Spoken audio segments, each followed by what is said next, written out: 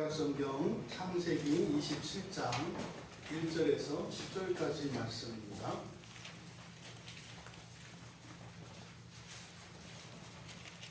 창세기 27장 1절에서 10절까지 말씀을 우리 함께 한 목소리로 읽겠습니다.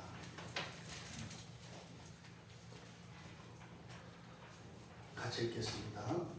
이삭이 나이가 많아 눈이 어두워 잘 보지 못하더니 맏아들 에사를 불러 이르되 내 아들아 하매 그가 이르되 내가 여기 있나이다 하니 이삭이 이르되 내가 이제 늙어 어느 날 죽을는지 알지 못하니 그런즉 내 기구는 곧 화살통과 활을 가지고 들에 가서 나를 위하여 사냥하여 내가 즐기는 별미를 만들어 내게로 가져와서 먹게 하여 내가 죽기 전에 내 마음껏 내게 축복하게 하라. 이삭이 그의 아들 에서에게 말할 때에 리브가가 들었더니 에서가 사냥하여 오려고 들로 나가매 리브가가 그의 아들 야곱에게 말하여 이르되 내 아버지가 내 형 에서에게 말씀하시는 것을 내가 들으니 이르시기를 나를 위하여 사냥하여 가져다가 별미를 만들어 내가 먹게 하여 죽기 전에 여호와 앞에서 내게 축복하게 하라 하셨으니 그런즉 내 아들아 내 말을 따라 내가 내게 명하는 대로 염소떼에 가서 거기서 좋은 염소 새끼 2마리를 내게로 가져오면 내가 그것으로 내 아버지를 위하여 그가 즐기시는 별미를 만들리니 내가 그것을 내 아버지께 가져다 드려서 그가 죽기 전에 내게 축복하기 위하여 잡수시게 하라. 아멘. 잠시 기도합니다.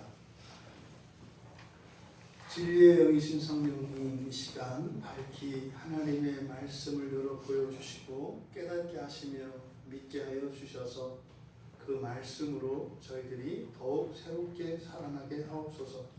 감사하며 예수님의 이름으로 기도하옵나이다. 아멘.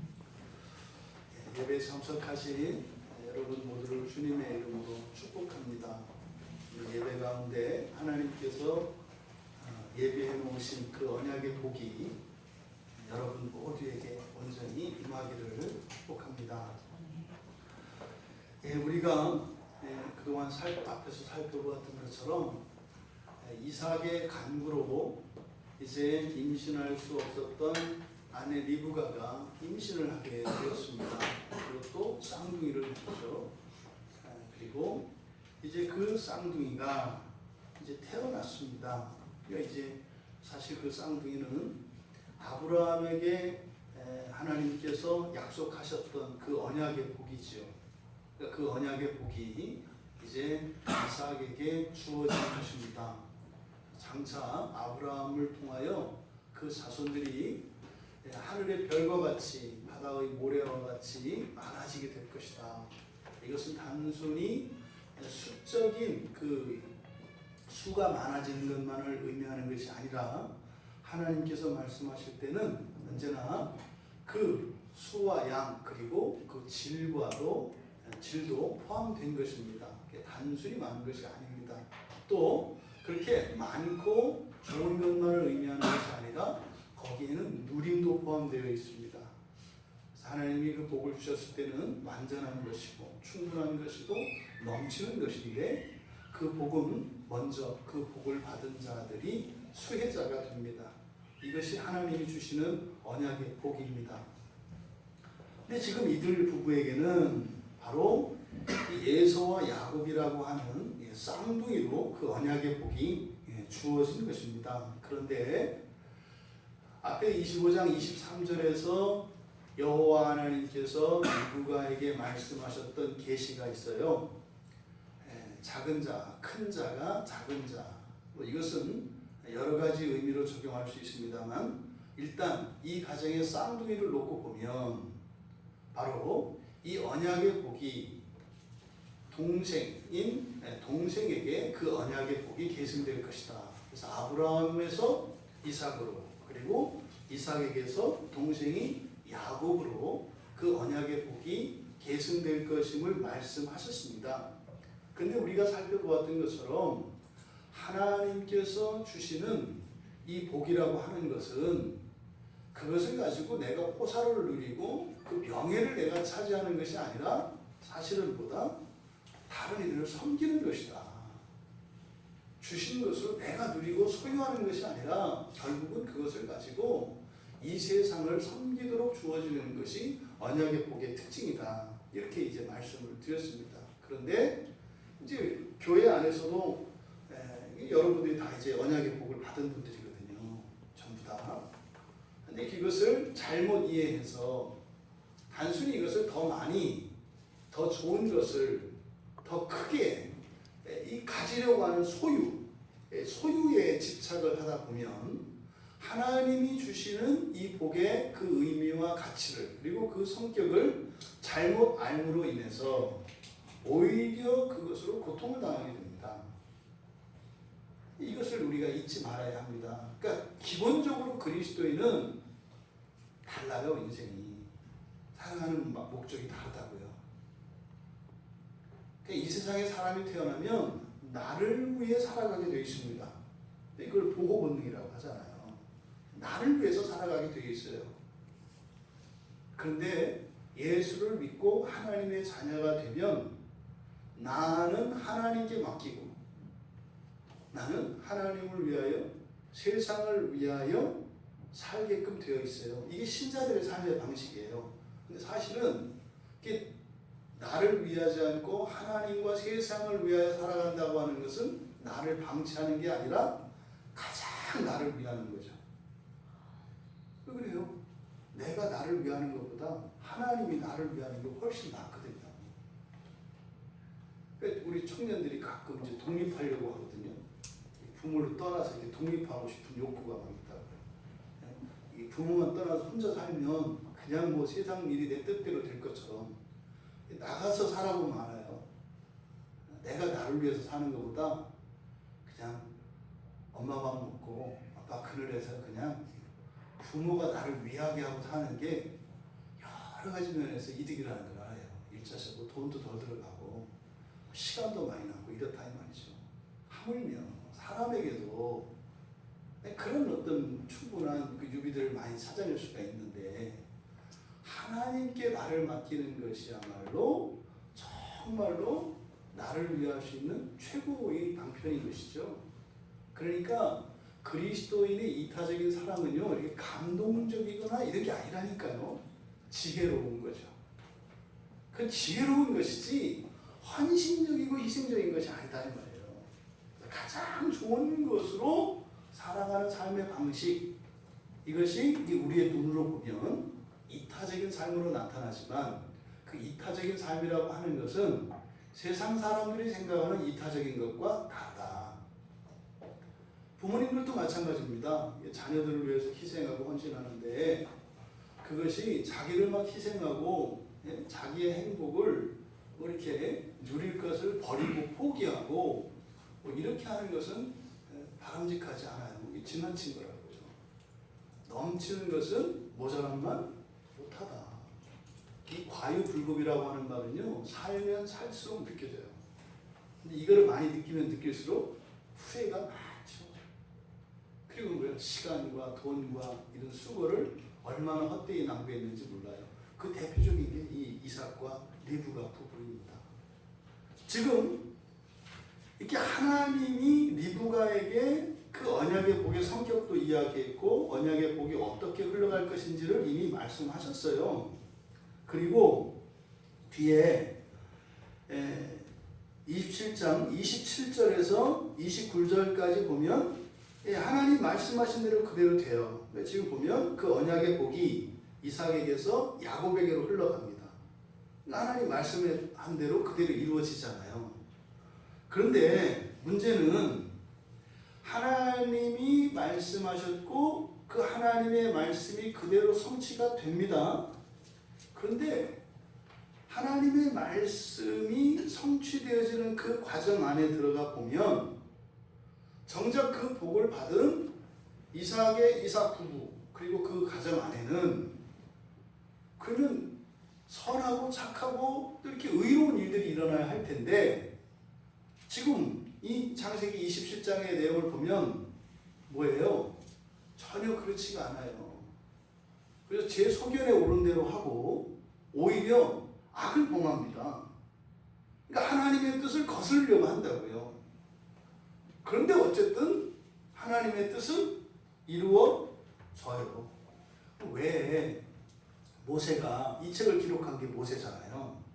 모세가 이렇게 중간에 그 하나님의 하나님이 말씀하시고 하나님의 말씀이 성취되어지는 이 과정을 좀 우리 같으면 좀 이렇게 감동스럽고 은혜롭게, 그래서 우리도 따라하도록 이렇게 좀 하면 그냥 그대로만 따라가면 좋으련만, 여기 기록된 내용은 다 못된 짓이에요. 누구 하나 지금 제대로 된 사람이 없어요. 이삭에서 리브가에서 예수와 이 야곱이라고 하는 이 가족 가운데 단 한 사람도 소망이 없어요. 단 한 사람도. 그러니까 하나님 혼자 길 걷고 하나님이 주신 그 복을 받고 있는 이 이삭의 가족은 어떻게 해요? 그저 저 하나님 오른쪽 다리 붙잡고 왼쪽 다리 붙잡고 뒷덜미 잡고 옷 잡고 뒤에서 늘어지는 꼴이라고요. 이 성경의 모습이. 하나님이 복을 주셨는데 그 복은 우리를 위한 것인데 그 복을 받은 우리는 어떻게 한다고요? 아주 그거를 안 누리려고 작정을 하고 아주 용을 쓰고 있는 그런 이야기가 바로 창세기 27장이에요. 여러분들이 읽어봤으니까 아시겠습니다만 이게 진짜일까 싶을 정도의 일이라고요. 그 이삭이 속는 거 보세요. 아니 저 같으면 우리 세 딸이 전화로는 사실은 목소리가 어떤 때 헷갈릴 때 있어요. 전화 목소리를 들으면 이게 첫째인지 둘째인지 셋째인지 헷갈릴 때가 있어요. 전화로는. 근데 이 목소리를 들으면 알죠. 근데 이 이삭도 보면 목소리를 듣고 알았다고 하거든요. 알았대요. 그런데 말도 안 되게 예수라고 생각을 하고 축복을 한다고요. 그러니까 이게 제가 한때는 이거는 이럴 수가 없다. 이거를 좀 좋은 의미로 이삭을 다 알고 또 자기 자신의 잘못을 깨닫고, 그렇지 내 뜻대로 되는 게 아니라 하나님 뜻대로 해야지. 그래서 요셉인 걸 알면서 모르는 척 이렇게 이제 축복한 걸로도 생각을 해봤어요. 근데 어쨌든 이 본문 안에 일어난 일을 보면 너무 어이없는 이야기가 나온다고요. 이게 진짜 이런 일이 일어났을까? 모세는 이런 얘기를 왜 쓰냐고요, 여기다가. 어떤 사람들은 분명히 이거 보고 이런 일이 어딨어, 이거 가짜야, 뭐 이렇게 할 수 있을 만한 그런 사건이거든요. 근데 왜 모세는 이것을 이렇게 기억했을까, 기록을 했을까? 뭐 그런 거 아니겠습니까?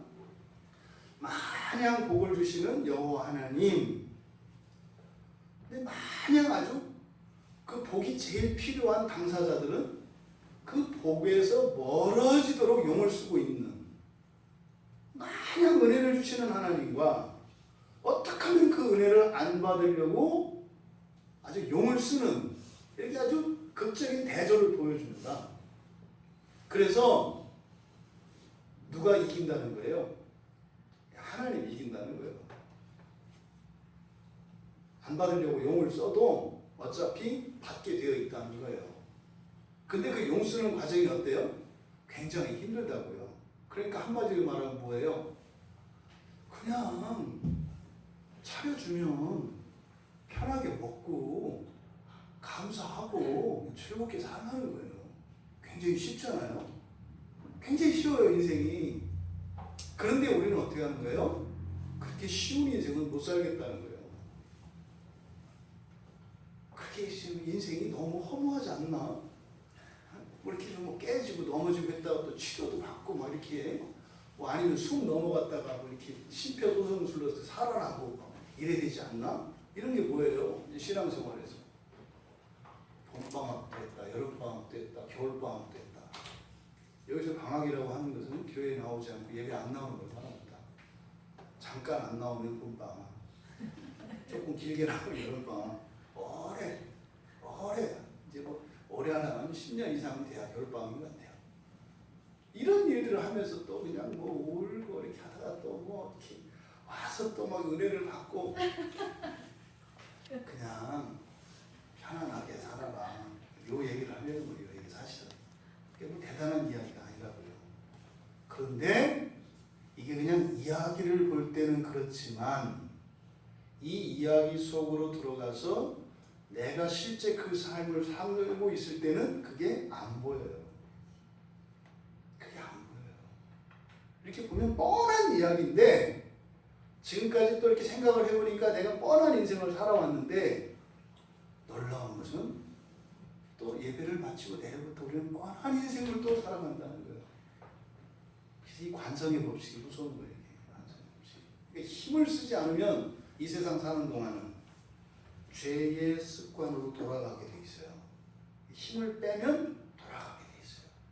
이것을 지금 우리에게 가르쳐 주려고 하는 것입니다. 또한 이것은 한편으로는 우리들에게 위로를 주죠. 우리 자신을 믿을 수가 없잖아요. 우리 자신은. 하나님의 그 언약의 복은 반드시 성취된다라고 하는 위로를 줘요. 또 그거 더 나아가서 왜 이렇게 하나님의 복이 주어지고 성취되어지는 이 과정에서 이렇게 발현되어지는 드러나는 인간의 악들 이런 것들을 왜 말씀하실까? 이것은요 하나님이 주시는 복의 진정한 의미와 가치가 무엇인지를 가르쳐 줍니다.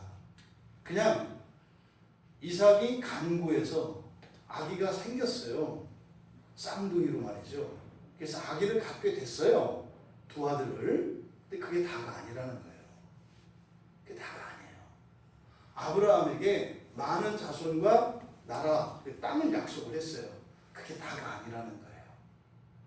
근데 다가 아닌 것은 감춰져 있어요. 성경 밑에. 이게 뭔지 이런 것을 뭐라고요? 영적인 복이라고 하죠. 감춰져 있어요.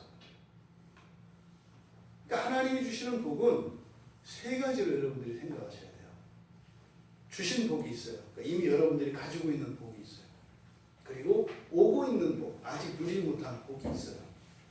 그러면 이미 받은 복과 누리지 못한 이 복, 요 사이에 다음 복으로 넘어가는 요 사이에 일어나는 일이 뭐예요? 우리 안에 있는 악이 드러나는 거예요. 악이. 그럼 이 악의 문제가 해소되어질 때 또 다른 복이 오면서 그러면 이 복을 하나라고 하고 오는 복을 또 하나라고 했을 때 두 개가 되는 게 아니에요. 이미 가지고 있는 복과 오는 복 두 개가 있고 요 사이에서 일어나는 우리 안에 내면에 숨어있던 죄악들이 드러나는데 이게 해결됨으로써 1 더하기 1은 3이 돼요. 1 더하기 1이 2가 되는 게 아니라 1 더하기 1은 3이 된다고요. 그래서 이 3이라고 하는 이것은 영적인 복인데 항상 우리는 우리가 한 것에 비해서 더 큰 복을 받게 되어 있어요. 이게 하나님 나라의 하나님이 주시는 언약의 복의 특징이에요. 이거 바꿔 말하면 뭐예요? 손해를 보면 볼수록 어떤 거예요? 몇 갑절로 손해를 보는 거고요. 이득을 보면 볼수록 몇 갑절로 받는 거다 이 말이에요. 그러니까 생각보다 얻는 유익이 훨씬 크고 생각보다 손해가 훨씬 크다는 거예요. 오늘 예배도 마찬가지입니다. 여러분들이 오늘 예배 가운데서 하나님의 말씀 듣고 은혜를 받고 여러분들이 어떤 깨달음이 있다면 여러분들이 깨닫고 은혜를 받은 것 외에 부어지는 무엇이 있다고요. 이게 언약의 복의 특징이에요. 그래서 우리는 그냥 이 세상을 살았을 뿐인데 마지막 날에 가서 보면 우리는 끊임없이 하늘 향해서 산 것이 돼요. 우리는 땅을 걸었는데 그날에 가보면 땅 위에서 허공을 향해 동시에 걸었다는 것을 알게 된다는 말이에요. 그 복이 오늘 여러분들 모두에게 임하기를 바랍니다. 여러분 지금 이삭과 리브가 여기를 너무 거창하게 믿음의 조상 이렇게 하지 맙시다. 그냥 부부로 봅시다. 부부로. 네? 편안하게 한 가정에 일어나는 일이에요. 이삭과 리브가라고 하는 부부 안에 일어나는 일인데 이 이삭과 리브가는 언약의 복을 받은 사람들이에요. 지금 당장 쌍둥이가 있잖아요. 두 아들이. 증거가 있잖아요. 복을 받았다고 안 받았다고 할 수가 없어요. 임신하지 못하던 사람이 쌍둥이 두 아들이나 가지고 있는 거예요. 있다고요. 그런데 문제는 이 두 사람, 이삭과 리브가라고 하는 이 부부, 이 두 사람들이 문제가 있어요. 언약의 복과 관련해서 보니까. 지금 먼저 이 두 사람은 그 자기 사랑의 눈이 멀어서 말이죠. 부모의 그 의무를 제대로 이행하지 못했습니다. 지금 그게 지금 우리가 읽은 1절에서 10절까지 그 내용의 가장 핵심적인 부분 중에 하나예요. 지금 보십시오. 1절에서 이삭에 대한 소개가 나와요. 나이가 많았고 눈도 잘 보이지 않고 또 이제 눈도 보이지 않고 늙었다고 그래요. 그런데 이 이삭이 아들한테 뭐라 그러냐면 내가 곧 죽을 것 같다 이렇게 얘기해요. 2절에서. 이거 되게 웃기는 말입니다. 여러분, 여러분의 부모님이 여러분을 앉혀놓고 이렇게 얘기한다고 생각을 해보세요. 애야, 이제 내가 눈도 어둡고 요새 또 뭐 귀도 어둡고 이렇게 이제는 말도 안 나오고 곧 죽을 것 같다. 힘도 없고 맨날 피곤하고 뭐 이렇게 이제 얘기한다고 생각을 해보세요. 근데 그럴만하면 뭐 이제 마음도 좀 감동이 되고 그럴 거 아니에요. 근데 문제는 이때 이삭의 나이가 요 뒤로 요 일이 있고 난 뒤에 이제 외삼촌네 가서 산다고요. 거기 가서 뭐 결혼하려고 벌써 14년에다가 애들 낳고 한 20년 이상을 살아요 거기서. 왜냐면 야구까지 낳거든요. 그리고 나서 돌아와가지고 정착을 해서 살다가 나중에 아버지 이제 이삭을 찾아가는 걸 보면 대략 이때 나이를 추정하면 그러니까 이삭이 180까지 살거든요. 그러니까 한 40년에서 50년의 시간 공백이 있어요. 이 뒤로. 그러니까 지금 이삭이 여기서 나 지금 죽을 것 같다 이렇게 얘기했는데 그 뒤로 몇 년 더 산다고요? 저보다 더 오래 살 가능성이 많아요. 앞으로 40년이나 50년을 더 창창히 살 사람이 지금 보면 죽을 것처럼 그래서 뭐 이제 유언하려고 하는 거잖아요. 내가 뭐 이렇게 죽기 전에 이 언약의 복을 너한테 해줘야 되니까 그래서 내가 지금 죽기 전에 뭐 너한테 이렇게 축복을 해주려고 그래 이렇게 얘기하는 거예요. 근데 결국 뭐 시켰어요? 이 집이 문제가 먹거리예요, 먹거리. 형 예서가 장자권을 팔아먹은 게 주간 그릇이에요, 떡하고. 근데 성경 보면 배 터지게 먹은 거 같지도 않아요. 그 중에 일부를 줬다고 하는 거 보니까 마음껏 먹은 것도 아니야. 그러니까 팥죽에다가 떡 하나에 장자권을 그 아버지가 형 예서가 동생 야곱한테 팔았거든요, 앞에서. 근데 이 아버지는 뭐 얘기를 거창하잖아요. 나 이제 막 죽을 거 다 됐다. 그래서 막 유언 남기려고 하고, 근데 유언이 또 이 언약의 복이고 이렇게 얘기하더니 가서 맛있는 고기 좀 먹고 싶다는 거예요. 이게 참, 이 아버지가 어떤 아버지인지 알만한 거예요. 이 아버지가. 그러니까 지금 이때 대략 추정을 뭐 이제 한 137에서 140 요 정도로 생각을 해요. 그럼 여러분 60에 낳거든요. 그럼 예서 나이가 지금 몇이에요? 77에서 80이에요. 77에서 80 먹기까지 아버지 그 좋아하는 고기 사냥에다 바치고 있어요 지금. 하나님이 리브가한테 뭐라 그랬어요?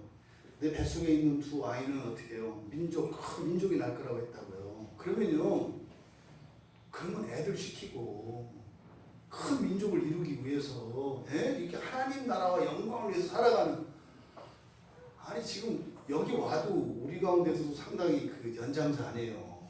80만이면. 근데 그 아버지 입맛, 그 한 끼 식사의 입맛을 만족시키기 위한 인생을 살고 있으니 이 아버지가 어떤 아버지인지 아는 거예요.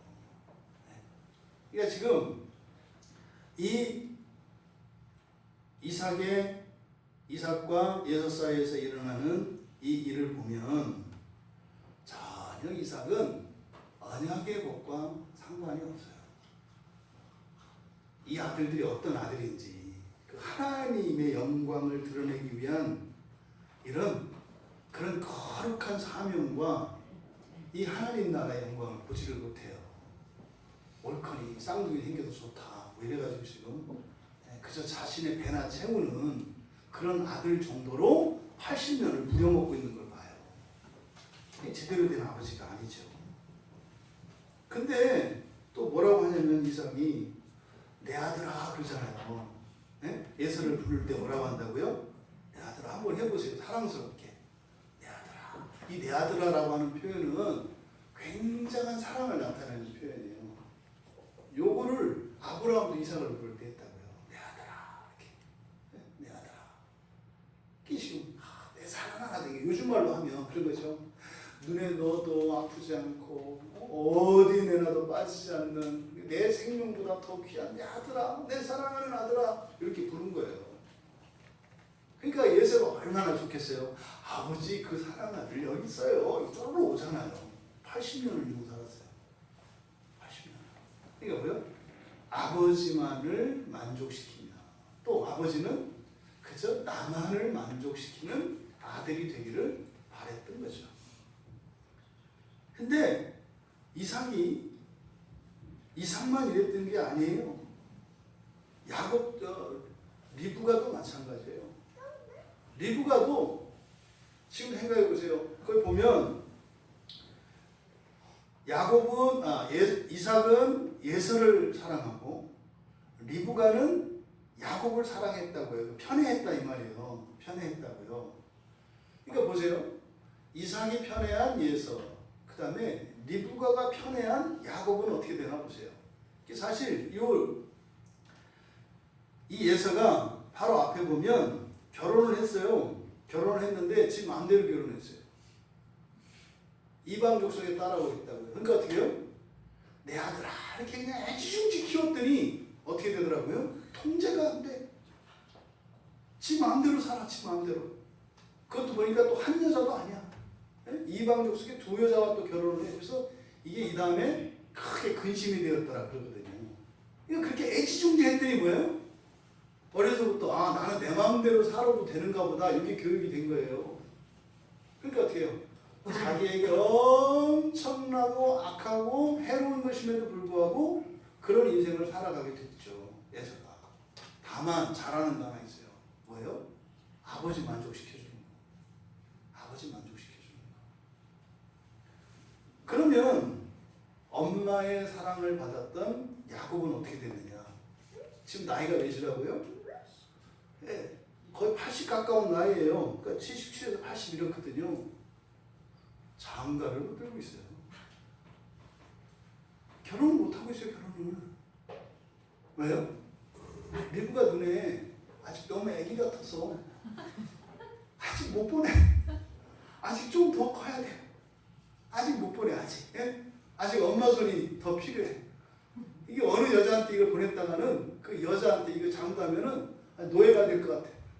그게 조금 더 키워서 보내야 돼. 몇 살이라고요? 80. 이 집에 도대체 무슨 일이 일어난 겁니까?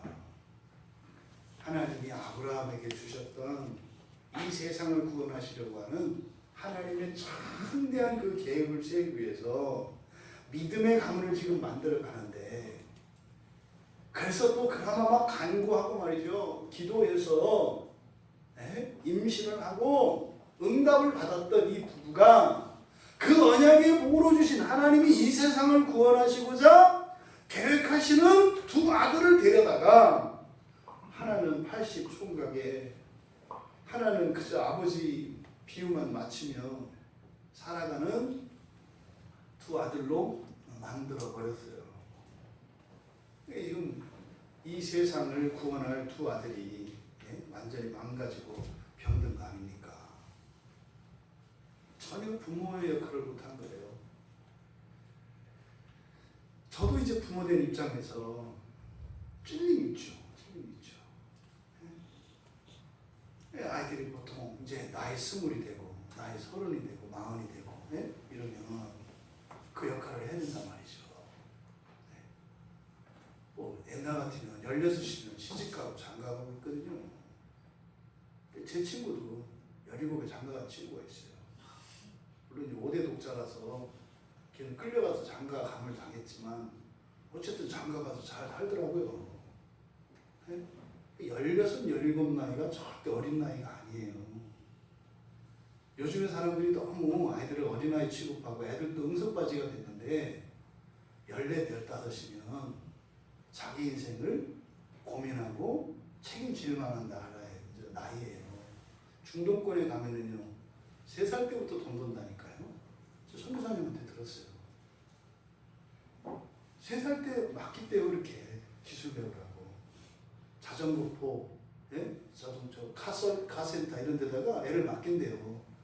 그러면 7 정도 되면 얘가 이제 기술을 가져가지고 담배를 피우는 나이가 된대요. 한 7 정도 되면 연장도 알고 그래서 가끔은 서로 담배도 주고받으면 쉬는 나이가 7살 나이 돼요. 이 선교사님 봤더니 7살 먹은 애가 담배를 달라고 하더라고요. 14시면 담배를 펴도 지금 7년을 넘게 핀 나이예요. 절대 여러분 자녀들을 어린아이로 취급하지 마세요. 그리고 여러분도 어린아이처럼 생각하지 마세요. 어른이 되세요. 어른이 되세요. 네?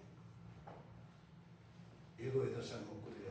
병든 부모님을 수발들며 공부하고 나름대로 사회적으로 성공을 이루는 이런 휴먼 소들이 적지 않습니다.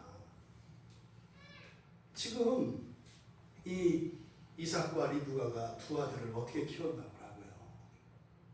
80 됐는데 지금 제약가림도 못하고 그저 아버지 그 만족 하나 칭찬 하나 그 듣기 위해서 살아가는 인생으로 지금 살아가는 이 비참한 현실 이런 일들이 절대 일어나면 안 됩니다.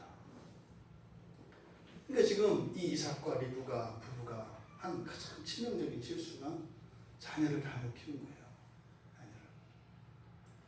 두 번째로 이 부부는 서로 화합하지 못하고 분리되어 있습니다. 부부가 하나님이 부부로 삼으신 것은 하나 만드시는 거예요. 하나. 근데 둘이 아직 하나가 안 됐어요. 둘이 하나가. 지금 이때 나이면은 몇 년 산 거예요. 둘이서. 네. 맨 처음에 둘이 만난 게 이삭이 결혼한 게 몇 살이에요? 40이 결혼했다고요. 그래서 100년 살았어요. 아브라함과 사라는 이때 이삭을 얘들 낳았다고. 100년을 살았어요. 100년을. 지금 거의. 네? 이삭과 리브가가 결혼해서 100년을 살았다고. 100년을. 그랬는데 100년을 산 이 부부에게 일어난 일을 보세요. 여러분, 이 축복은 하나님으로부터 사실은 이게 그 족장이 축복을 합니다만 이것은 족장이 하는 것이기보다는 하나님께서 하라고 하시는 것을 위임받아 하는 것 뿐이에요. 이거 내가 할 수 있는 게 아니에요. 그러니까 위임받아서 해야 되는 거라고요. 그래서 축복은 공개적인 것입니다. 공적이고 공개적인 것이어야 해요. 그런데 이삭을 보세요. 축복을 하려고 하는데 어떻게 해요? 예수 하나만 불러요. 은밀하게 하려고 하잖아요. 예수 하나만. 그리고요. 그 자리에 자기 아내 리브가가 있지 않았어요. 들었다고 하는데 어깨너머로 들은 것 같아요. 이 얘기는 들으려고 들은 게 아니야. 야. 니네 엄마는 맨날 저 둘째 저 야곱 저거 같이 사람 같지도 않은 거 저 사냥도 못하는 저거 맨날 저 주방이나 들어들고만 있어요. 저거 지 엄마 치마폭에 쌓여가지고 저거 나이 80대 가지고 장가도 못 가면 저거한테 또 이렇게 가면 안 돼. 그러니까 예서가 이리 와. 그래가지고 지금 몰래 얘기하는 거예요. 몰래. 이 축복에 대해서 이야기를 하는데 그랬더니 또 리브가는 어떻게 해요? 그 얘기를 또 딱 들었잖아요. 근데 사실 정확한 건 아니에요. 이렇게 어깨너머로 들었으니 그렇게 정확하게 들리지 않았을 거예요. 근데 그 얘기를 듣고 또 뽀로로 가가지고 야곱을 불러요. 지금 이 집안이 어떤 집안인지 아시겠죠? 콩가루 집안이에요. 아버지는 에서만 큰 아들만 챙기고 엄마는 둘째 아들 야곱만 챙기고 있어요. 근데 지금 이 사람들이 나누는 대화는 뭐예요? 축복에 관한 거예요. 신앙적인 거예요. 영적인 거예요. 이건 거룩한 거예요. 그냥 단순한 어떤 재산 이게 아니에요. 이 축복은 하나님의 것이라니까요. 이건 객관적인 것이에요. 주관적인 게 아니에요. 그런데 이걸 놓고 어떻게 해요? 지금 아버지 이삭과 엄마 리브가가 쟁탈전을 벌이고 있어요. 어떻게 해요? 자기가 사랑하는 아들에게 주려고. 물론 리브가는 하나님이 야곱에게, 동생인 야곱에게 이 언약의 복이 흘러가도록 했으니까 그쪽 편에 있는 건 사실이에요. 하지만 리브가가 하나님 편에 있다고 볼 수는 없어요. 하나님과 뜻이 같지만 하나님 편에 있다고 볼 수는 없어요. 오히려 자기의 뜻이, 그러니까 하나님도 내 편이야 라고 생각하는 거예요. 내가 하나님 뜻을 따라가는 게 아니라 하나님도 내 편이야. 그러니까 당신 이삭 내 말 들어 이런 거죠. 이게 교회 안에서 가끔 교회 안 나오는 남편들이나 신앙이 좀 이렇게 아직 자라지 않은 남편들에게 하는 일명 믿음이 좋다고 하는 여성 그 집사들, 아내들에게서 일어나는 행태예요. 하나님이 내 편이니까 내 말 들어. 이거 웃기는 얘기죠. 그러니까 하나님은 어떻게 해요? 자기 편으로 끌어들이는 거예요. 내가 하나님 편에 서는 것이 아니라 하나님을 내 편에 세워서 내 뜻을 하나님보다 더 높은 것으로. 다만 너는 하나님이 내 편이니까 내 말 들어라 이런 거죠. 뭐라고 그랬어요? 죽은 시계도 하루에 2번은 시계 맞는다. 그렇다고 그걸 맞는다고 안 한다고요. 하나님 뜻하고 그 뜻이 같다고 해서 그게 하나님 뜻이 아니라니까요. 전인격적으로 하나님께 굴복할 때 이게 하나님 뜻을 따르는 거죠. 근데 리브가도 하나님 뜻에 굴복한 사람이 아니에요. 자기가 사랑하는 야곱에게 이 축복을 줘야 되겠다는 거예요. 남편 이삭은 자기가 사랑하는 에서에게 축복을 줘야 되겠다는 거예요. 100년을 이렇게 살았어요. 100년. 여러분, 두 사람 사이에 진정한 대화가 가능할까요? 불가능해요. 아마 이때쯤이면 둘이 말을 안 할 거예요. 왜? 말하면 싸우거든요. 외식하러 나가다가도 싸워요. 오늘 밥 먹자고 했다가 분명히 싸워. 식당에 못 들어갑니다. 식당에 거의 못 들어갈 가능성이 많아요. 식당에 들어갔다면 돈만 낭비하고 나올 가능성이 많아요. 왜? 시켰다가 음식은 나왔는데 못 먹고 나올 거거든. 들어가기 전에 그러다 보니까요, 말 안 할 거라고요. 하물며 이 축복은 영적인 것이고 신앙에 관한 것이거든요. 이 얘기를 둘이가 할 수만 있었다면 사실은 본인들이 꺾이고 이렇게 할 수 있었겠죠. 근데 지금 이 이삭과 리브가라고 하는 이 부분은 끔찍한 부분입니다. 끔찍한 부분. 전혀 대화할 수도 없고 뜻이 완전히 다르고 그런데 같이 살아야 돼. 그러니 리브가가 어떻게 야곱을 떠나보내겠어요? 지금까지 않겠어요? 야곱 떠난 인생이 생각할 수가 없죠. 야곱을 떠나면. 그럼 이제 큰아들하고 아버지하고 짝짝꿍 돼가지고 할 텐데 이 우라통 터지는 그 인생을 어떻게 살아? 기가 막힌 얘기죠. 이게 지금 실제로 역사 속에서 일어난 일이라고요. 이런 일이 우리들의 삶 속에는 일어나지 말아야 됩니다. 그러니까 여러분, 지금 이 축복과 언약의 복과 관련되어진 그러니까 하나님과의 사귐은 사실 이 언약의 복을 향해 있어요.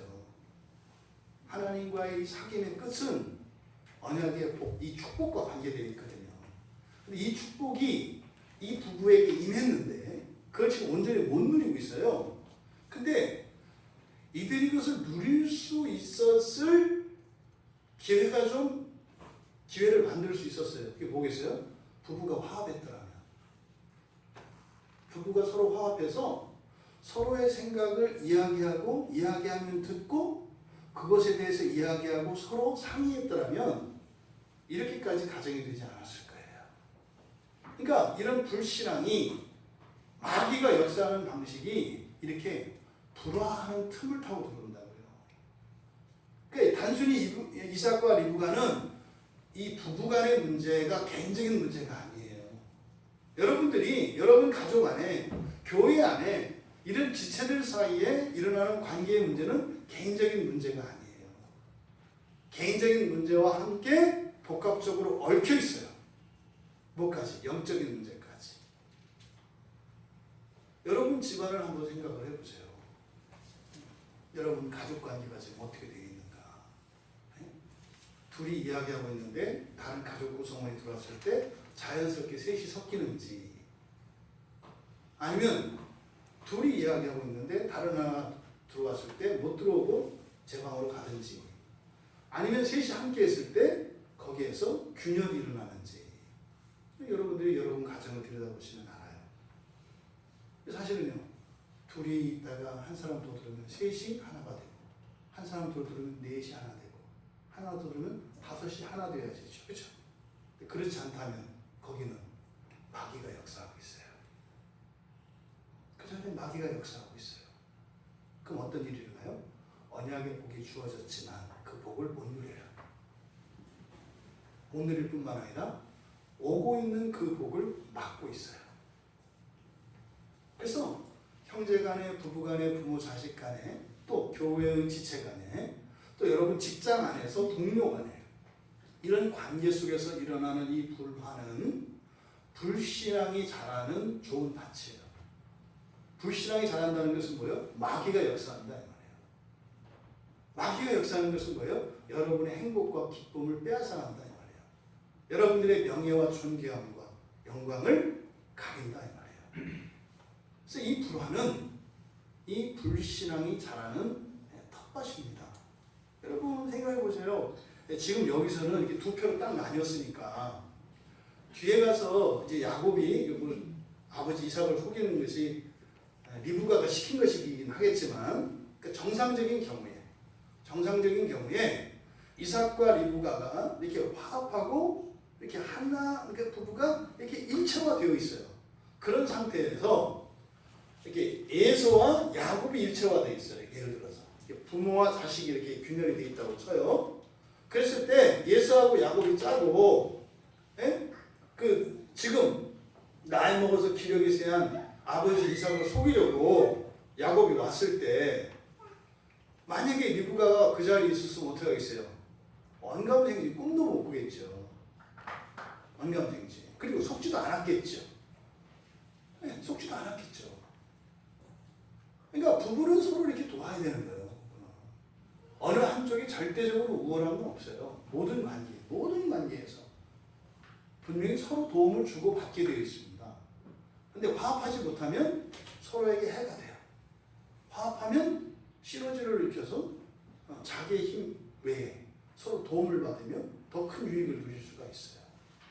지금 이 두 부부는 이렇게 화합하지 못하고 분리되어 있는 것을 알게 됩니다. 또 세 번째로, 이들이 지금 이 축복에 대하여 접근하는 방식이 매우 인간적입니다.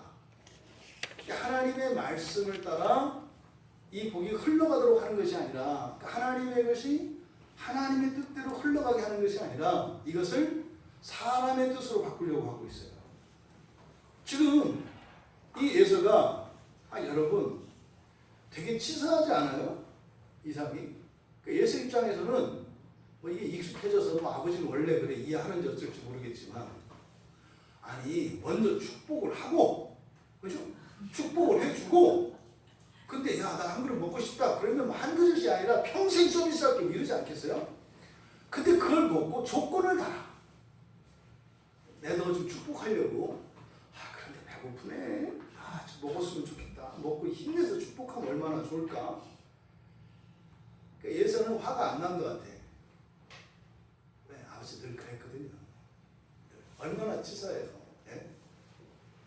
뭐를 이렇게 하고 부탁을 하면 괜찮은데, 예? 마치 이게 뭐가 준지 몰라. 자기 뜻을 이루기 위해서 이걸 준다고 하는 건지, 또 이거를 주었으니까 뭐 요구하는 게 아니라 준 건 준 거고 필요한 걸 얘기해서 나로 하여금 보답할 수 있는 기회를 주는 건데 이거 헷갈리는 거죠. 이거 조심해야 된다고요. 이게 선후가. 스리랑카에 선교할 때 절대로 그 원칙이 있어요. 돈 주지 말아요. 돈 주지 마라. 돈 주지 마라. 그냥 복음을 전하고 돈을 주면 두 가지 반응이 일어날 수 있어요. 아, 복음도 주고 복음도 전해주고 돈도 줘서 너무 감사하다. 이런 생각을 할 수 있어요. 근데요, 이렇게 이교도들이 살고 불신자들은 그렇게 안 받아들여요. 예수 믿으라고 돈 주네. 이렇게 받아들여요. 예수 믿으라고 돈 주네. 그럼 어떻게 돼요? 그 기독교 복음은 굉장히 천박한 게 돼요. 생각해보세요. 돈 주고 팔아먹는 게 장사꾼들이 하는 거 아니에요? 이렇게 된다고요. 그래서 우리의 선의가 곡해돼요. 그러면 안 된다고요. 그러니까 지금 이삭이 하는 방식은 완전히 축복을 이게 한 그릇에 그 뭐지 1kg나 먹었는지 어쩌는지 몰라요. 이 고기 한 근에 이 축복의 가치를 이렇게 매겨버린 거예요. 이삭은. 그리고 어떻게 해요? 복을 받으려면 뭐 해라? 가져오라는 거예요. 복을 받으려면 너 그거 가져와라. 공로사상이죠. 복은 하나님의 전적인 은혜로 우리에게 주는 것입니다. 그래서요, 여기서 보면 이삭이 에서에게 그러잖아요.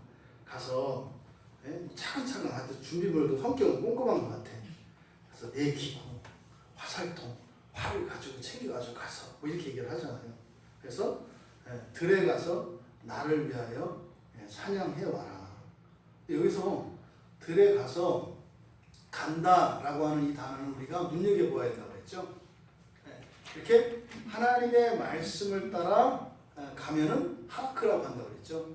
근데 여기는 하라크라고 쓰지 않아요. 야차라고 해요. 야차. 뜻은 같아요. 간다는 뜻이에요. 야차라는 말을 써요. 그러니까 야차는 원래 안에서 밖으로 나가는 거거든요. 나가다 뭐 이런 뜻이에요. 가긴 가는 건데. 그러니까 보의 반대말이에요. 보는 밖에서 안으로 들어오는 거. 이 야차는 안에서 밖으로 나가는 거. 그러니까 지금 축복이 어디 있어요? 여기 있잖아요. 축복을 주겠다고, 축복하겠다고 이야기를 해.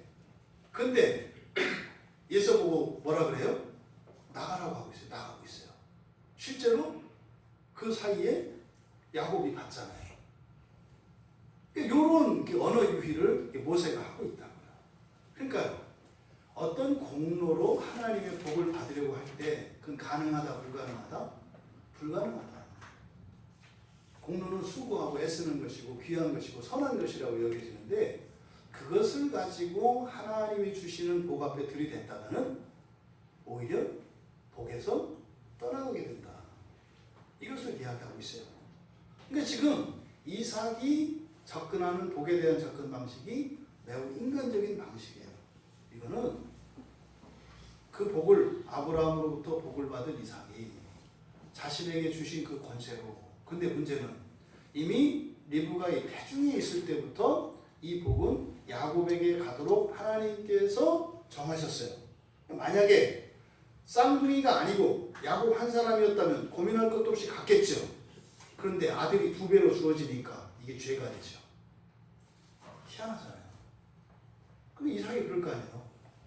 아, 왜 아들을 둘 줘가지고 고민하게 만드냐고 말이죠. 여러분들이 그러잖아요. 아, 왜 나를 이래가지고 이렇게 힘들게 죽으라고 해서 살려줬더니 그때 안 살았더라면 내가 이런 더러운 꼴을 안 볼 건데 그때 살아서 내가 이런 꼴을 보는 거 아니냐고. 참 그런 면에서 하나님은 참 안 됐어요. 맨날 복 주고 맨날 은혜 주고 맨날 원망 듣고 맨날 욕먹고. 근데 끄떡 안 하시는 분은 뭐 믿는 게 있으신가? 하나님의 뜻은 반드시 성취된다. 하나님의 뜻은 반드시 성취된다. 리브가는 또 마찬가지로 리브가 나름대로 그 이야기를 딱 듣고 가잖아요. 가가지고 또 야곱을 딱 불러서 어떻게 해요? 야, 네 아버지는 항상 내 한 수 아래야. 제 예서가 가가지고 야, 그 사이에 우리는 양 2마리 잡을 수 있어. 2마리 잡고도 시간 남아. 그 다음에 어린 새끼를 가지고 내가 야, 네 아버지 내가 100년을 밥해야 된다. 뭘 좋아하는지 내가 다 안다. 뜨겁기는 어떻고 간은 어떻고. 그러니까 내가 해줄게. 그래서 야곱에게 그것을 시켜서 그걸 갖다가 주고 그 복을 받으라고 하는 거예요. 여러분, 리브가가 지금 여호와께서 야곱에게 복을 주시겠다고 했으니까 그에게 이 언약의 복이 흘러갈 것이라고 이야기했으니까 만약에 하나님의 뜻을 따라서 하고 있다면 이런 방식으로 할 리가 없죠.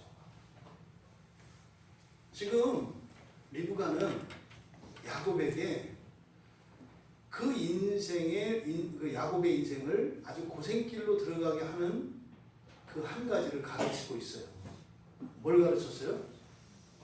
목적을 이루기 위해서는 수단 방법 가리지 마라. 네 뜻을 이루기 위해서는 수단 방법 가리지 마라. 아버지도 속여라. 그거 괜찮다. 이게 이단들이 하는 짓이거든요. 이게 이단지. 그 신천지라고 하는 이단에서는 이렇게 가족들을 속이고 거짓말하고 사기치는 것을 하나님의 모략할 때 그 모략이라고, 그리고 뛰어난 지혜라고 가르쳐요. 사기치는 걸. 그렇게 해서 이거 봐라. 이루었지 않냐. 하나님의 뜻을 이루었지 않냐. 그러니까 나중에 뭐 외삼촌 속이는 건 일도 아니지. 그 인생 때문에 이것 때문에 엄청 고생하거든요. 어머님들, 여러분들이 생활 방식 속에서 자녀들에게 전수되어지는 이 잘못된 가르침이 여러분 자녀들의 인생을 얼마나 힘들게 하는지 아십니까? 이게 무서운 거예요. 굉장히 무서운 거라니까요. 이 뒤로 이제 계속 야곱의 이야기가 이어져요. 이 축복, 창세기 끝날 때 가서 축복한다니까요. 이게 뭐예요? 이 축복과 축복의 텀이 길잖아요. 이게 뭐예요? 할 얘기가 많아요. 할 얘기가. 지금 리브가가 그렇게 사랑하는 아들을 위해서 절대로 가르치지 말아야 할 것을 가르치고 있어요. 내 뜻을 이루기 위해서는 수단 방법 가리지 마라. 이제 뒤에 가면 그런다고요. 야곱이 또 이제 얕거든. 이렇게 하다가 들통나면 저주받으면 어떡해요? 이게 굉장히 약아요. 정말 약아요. 어떻게 해요? 나를 도와주는 어머니에게 책임까지 넘기는 아주 냉정한 이성의 소유자죠. 엄마로 하여금 어떻게 해요? 아주 책임까지 덤태기 다 쓰게. 그러니까 엄마가 뭐 자기가 또 옳다는 걸 주장하기 위해서는 뭐 그러잖아요. 객기죠, 객기. 야야야야야, 저주 다 내가 받을게. 야, 형도 엄마도 외삼촌도 다 넘어뜨리는. 사실은 야곱에게 정말 그가 가지고 있는 이 꾀를 가지고 이렇게 그 목적을 이루기 위해서 수단 방법 가리지 못하도록 가르쳤어야 돼요. 왜? 꾀가 있기 때문에. 그 꾀가 독이 되잖아요. 근데 오히려 그거를 정당화해 줬으니 야곱의 인생은 내가 세운 목표를 방해한다면 다 적으로 규정하고 그것을 꺾기 위해서 이제 수단 방법 안 가리며 인생을 살아갈 거예요. 이거 꺾어진 게 환골뼈 부러진 거예요. 쳐버린 게. 해도 안 되니까 하나님이 쳐버리셔서 거기서 이제는 내 뜻대로 안 살게요. 그렇죠? 야곱의 그 씨름, 야곱의 씨름이 그 천사라고 하는 게 자기 신이라고 그러죠. 자기 신. 자기 깨어지지 않는 자기 중심성이라고 해서 자기 중심성.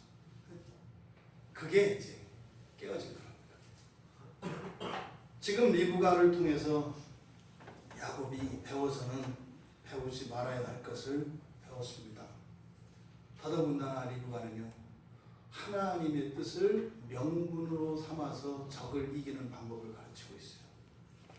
이게 얼마나 무서운 일입니까? 이게 성경에 나와 있는 말이니까 이것을 하기 위해서는 종종 그런 거 있어요. 어느 집마다 이렇게 복음을 전하다 보면은 이렇게 굉장히 반대하는 집안들이 있어요. 그런 집안들 보면은 예수를 믿는다는 이유로 해서 형제간의 우애를 끊고 왕래도 안 해. 도리도 안 해. 예수를 믿는다는 이름으로. 당신들은 제사를 지내고 우리는 제사를 안 지내니까 우리는 신앙의 이유 때문에 갈 수 없어요. 이게 예수님 당시에도 있었어요. 예? 부모 형제가 이렇게 어려운 가운데 있는데 좀 도와달라고 그러면 쓰지도 않고 있어. 예? 창고에 아주 썩어나 도와달라고 그러면 고르박해서 이거는 거룩하게 하나님께 드리기로 제가 마음으로 맹세한 거라서 하나님께 드리기로 한 건데 그냥 드릴까요? 이렇게. 신앙을 이유로 해서 자기의 정욕을, 자기의 뜻을 세우는 이런 일들이 일어난다고요. 굉장히 조심해야 합니다. 여러분, 거룩한 목적이 수단을 정당화하지 않습니다. 거룩한 목적이 악한 수단을 정당화하지 않아요. 오히려요. 이런 악한 수단을 거룩한 목적을 위하여 버려야죠. 할 수 있지만, 근데 내가 지금 바라는 목적이 거룩한 것이기 때문에 악한 내 능력과 기회와 이 힘을 스스로 포기해야 되는 거죠. 그러면 그걸 어떻게 할까요? 하나님이 그 자리를 채워주세요. 하나님이. 지금 이삭과 리브가 부부는 언약의 복을 받았습니다. 성취가 됐습니다. 그런데 그 복을 온전히 누리지 못하고 있습니다. 그 원인을 우리가 세 가지로 나누어서 살펴보았고, 복에 대해서는 우리가 다음 주에 살펴볼 거고, 오늘 이 이삭과 리브가 부부 안에 일어나는, 그리고 이 가정에 일어났던, 그리고 이 실태를 통해서 우리들이 하나님의 축복이 어떤 과정으로 어떻게 이루어지며 또 그 안에서 일어나는 일들, 그것을 통해서 하나님께서 우리에게 가르쳐 주시려고 하는 것이 무엇일까? 이것을 우리가 깨닫고 배워야 합니다. 여러분, 믿는 자들에게 주시는 그런 언약의 복, 거기에는 이 땅에 속한 부와 명예와 권세가 있어요. 믿는 자들에게는 분명히 이 땅에서 누리는 부, 명예, 권세가 포함되어 있어요. 그런 거는 기독교와 상관없는 거다? 아니요. 그건 잘못 가르치는 거예요. 있어요. 왜요? 우리는 세상을 구원해야 하니까. 어려운 사람들을 도와줘야 하니까. 이 땅에 자원을 먹고 살아요. 필요하다고요. 그래서 믿음의 백성들에게는 바로 이 땅에 속한 그런 부와 권세, 명예가 있다고 하는 사실을 여러분 잊지 마셔야 돼요.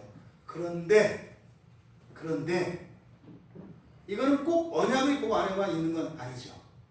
무슨 말이에요? 예수 안 믿어도 잘 살고 잘 될 수 있죠. 그러니까 세상에 속한 것도 있어요. 문제는 이 땅의 복이라고 하는 그것은 언약의 복으로만 되는 게 아니라 이 땅에 속한 것도 있어요. 이게 잘 분별해야 돼요. 무슨 말이에요? 예수를 믿어요. 어떤 사람이 잘 살아요. 그게 언약의 복일 수도 있고 언약의 복이 아닐 수도 있다 이 말이에요. 아셨죠?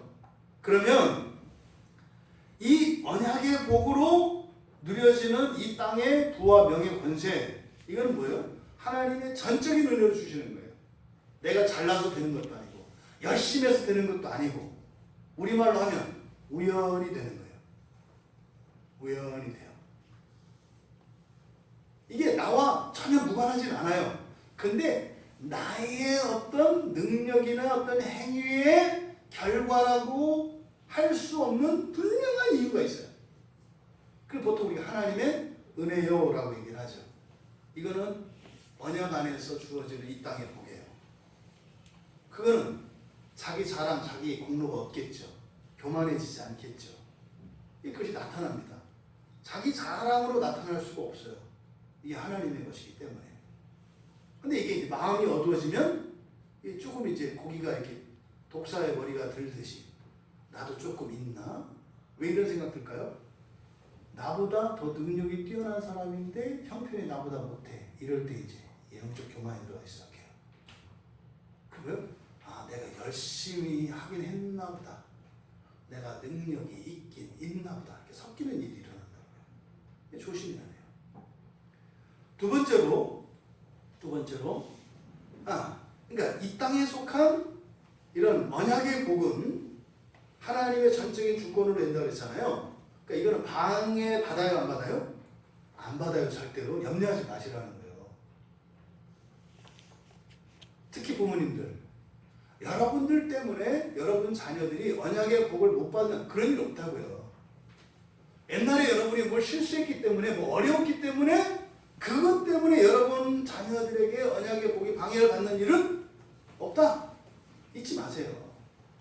또 지금 당장 누군가의 방해를 받아. 그래서 이것이 중단된다면 언약의 복이 끊길 것이다. 그런 일도 없다. 잊지 마세요. 언약의 복은 하나님이 언약의 복은 이 땅에 속한 것도 있는데 그것은 반드시 성취되어진다고 하는 것.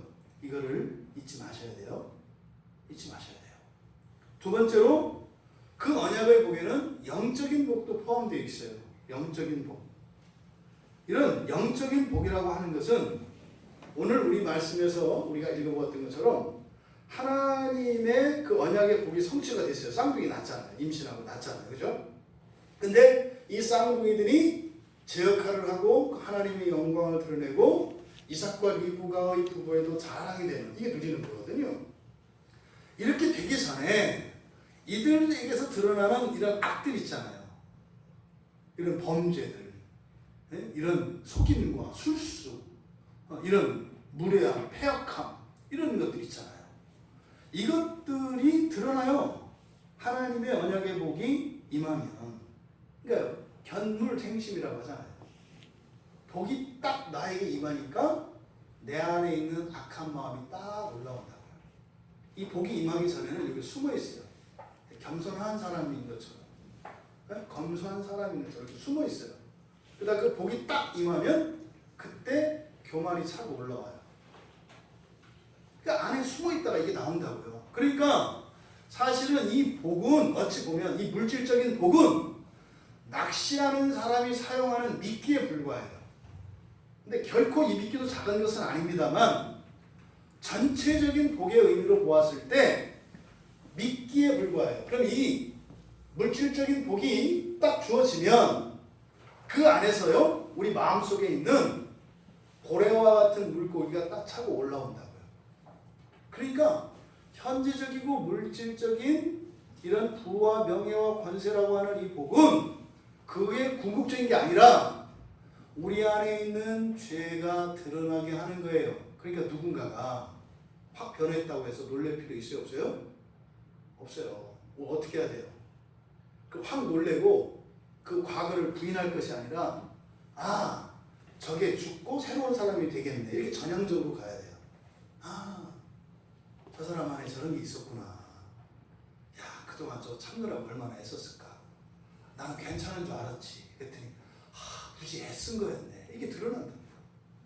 그 다음에 이 죄가 이제 죽는 거죠. 그러니까 이 영적인 복이라고 하는 것은 우리가 고쳐지는 거예요. 사람이 고쳐지는 거예요. 본성이 변화되어지는 거예요. 본성이 변화되는 것은 뭐예요? 우리 안에 잠재되어 있던 그래서 드러나지 않았던 나조차도 몰라요. 그것이 복이 임하면서 드러남으로써 그 죄의 문제가 해결되어질 때 우리의 존재의 변화가 일어나요. 이게 영적인 복이에요. 그러니까 지금 이삭과 리브가의 부부에는 일단 현세적인 복이 임했죠. 쌍둥이라고 하는. 근데 요걸 가지고 그 속에 있던 죄가 딱 차고 올라왔죠. 그 이삭과 리브가 속에 있었던 그 죄가 뭔지 드러났다고요. 또 그 바람에 이게 이제 예수와 야곱 이 형제에게도 죄가 이렇게 학습이 됐다고요. 그게 드러났잖아요. 그 다음 일은 뭐겠어요? 이 죄의 문제를 해결하는 거겠죠. 그 다음 얘기가 다 뭐겠어요? 안 봐도 뻔한 거예요. 그 얘기하는 거예요. 그러면요. 그거 되고 나면 어떻게 되겠어요? 또 다른 복이 오겠네. 예측이 가능하다고요. 그래서 성경은. 사람의 인생이 어느 한 가정이 어떤 일이 일어나겠다. 지금 무슨 일이 이게 예측이 가능하고 객관적으로 볼 수가 있다고요. 물질적인 복뿐만 아니라 영적인 복도 같이 받아야 돼요. 근데 문제는 여기서예요. 아니, 영적인 나는 고치지 말라는 거죠. 나는 고치지 말고 일단 복 그러면 이렇게 하자는 거예요.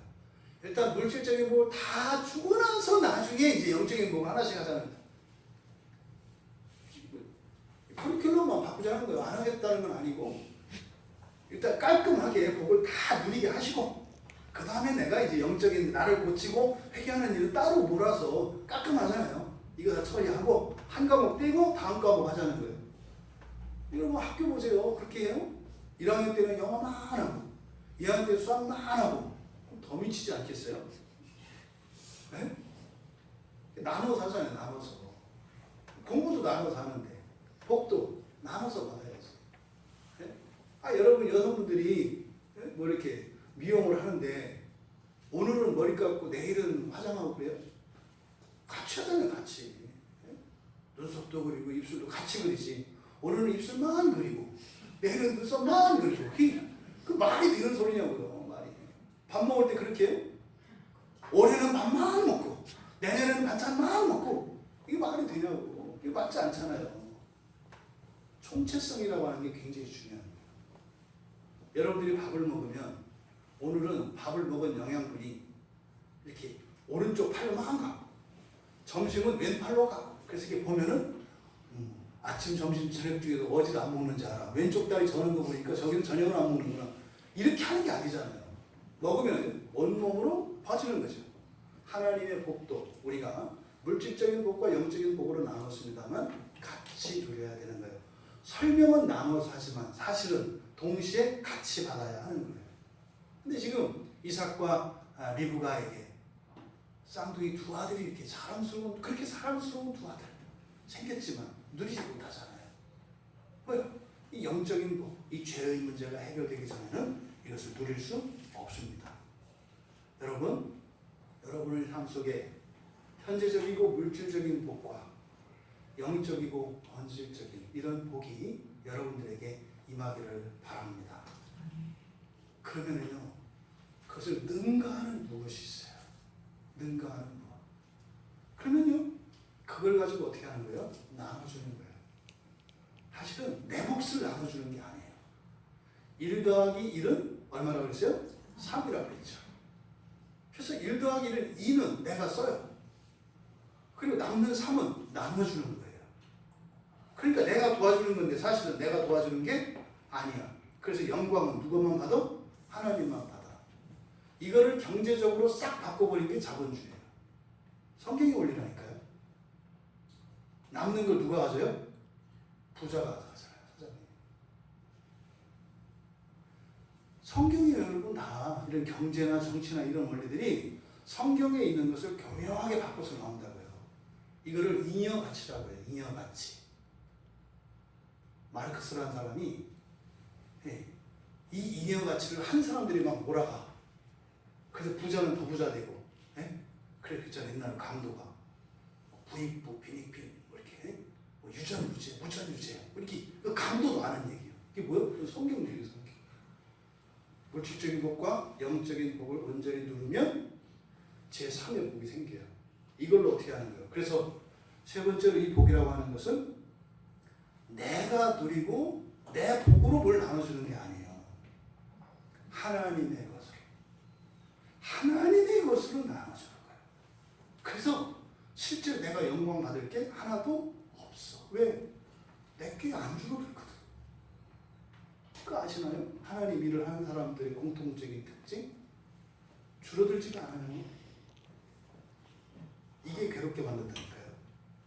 줄어들지가 않아요. 은혜가. 내가 좀 주로 내게 조금 이렇게 좀 모자라고 이래야 좀 이렇게 폼 나는 거 아니에요? 생색도 되는 거 아니에요? 내가 저 사람을 위해서 좀 참았다 이럴 거 아니에요? 근데 하나님의 은혜는 안 그렇다니까요. 퍼주는데 이는 은혜가 마르지 않아. 그러니까 피가 불길이 없어. 이게 바로 하나님의 언약의 영적인 원리 때문에 그래요. 여러분, 복을 받아야 합니다. 근데 여러분들이 복을 받으려고 애쓸 것이 아니라 여호와께서 여러분들을 복 주시게 하세요.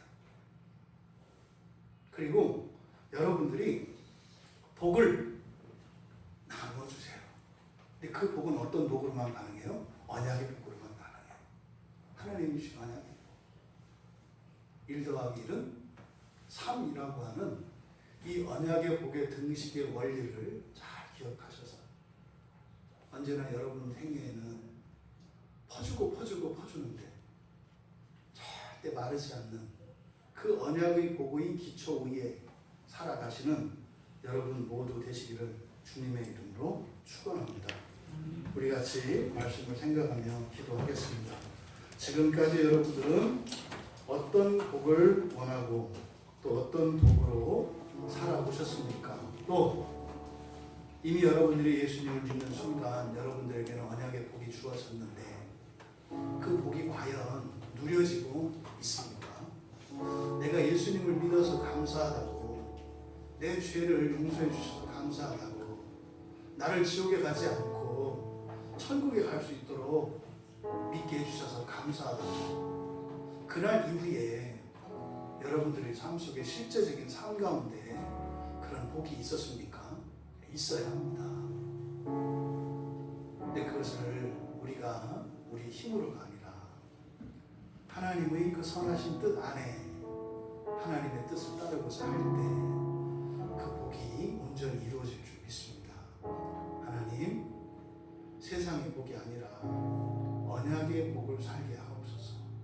나에게 주어진 이 언약의 복을 누리게 하옵소서.